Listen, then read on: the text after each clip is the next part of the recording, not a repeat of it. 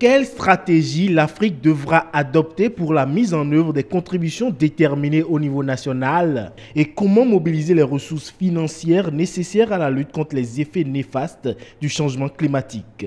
L'ambition est grande pour les pays africains qui s'attellent à faire avancer l'agenda climatique.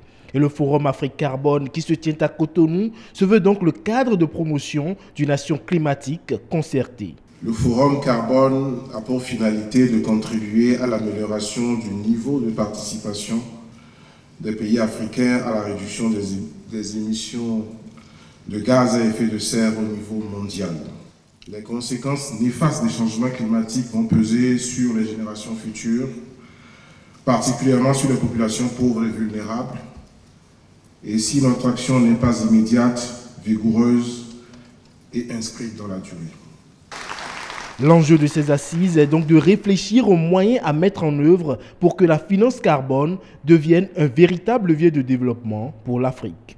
L'Afrique émet aujourd'hui environ 800 millions de tonnes de carbone par an, ce qui représente seulement 1,5% du total des émissions mondiales.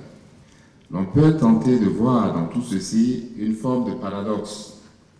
La région émettant le moins, l'Afrique, joue un rôle de leadership dans le contrôle des émissions.